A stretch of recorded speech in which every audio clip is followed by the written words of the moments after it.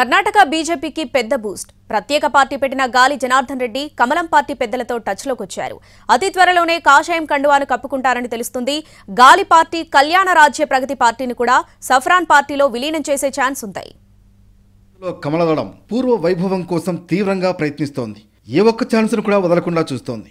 గతంలో పార్టీని వీడిన నేతలు, దూరంగా ఉంటున్న లీడర్లను పార్టీలోకి వచ్చేందుకు ఉత్సాహం చూపుతున్న వారిని చేర్చుకునేందుకు ప్రయత్నాలు మొదలుపెట్టింది. రాష్ట్రంలో ఒక సీనియర్ లీడర్గా గుర్తింపు తెచ్చుకున్న గాలి జనార్దన్ రెడ్డి మళ్లీ కమలం పార్టీ వైపు చూస్తున్నారు.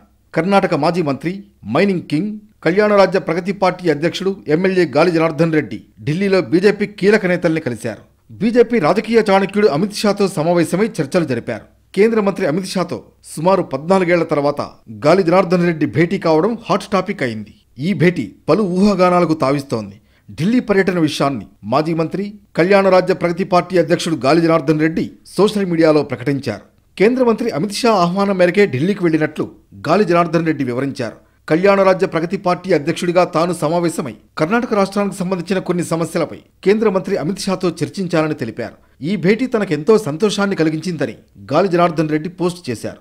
లోక్సభ ఎన్నికల నేపథ్యంలో కర్ణాటక రాష్ట్ర రాజకీయాల్లో కొన్ని పరిణామాలు చోటు చేసుకుంటున్న నేపథ్యంలో గాలి జనార్దన్ రెడ్డితో అమిత్ షా భేటీకి ప్రాధాన్యం సంతరించుకుంది.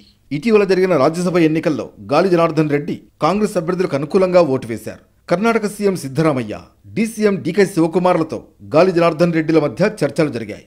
అలాగే అమిత్ షా ఆహ్వానం మేరకు అకస్మాత్తుగా ఢిల్లీ వెళ్లిన గాలి జనార్దన్ రెడ్డి ఆయనతో కూడా సమావేశమై చర్చలు జరిపారు. వాస్తవానికి అమిత్ షా, గాలి జనార్దన్ రెడ్డి భేటీ కావడం తీవ్ర చర్చకు దారితీసింది.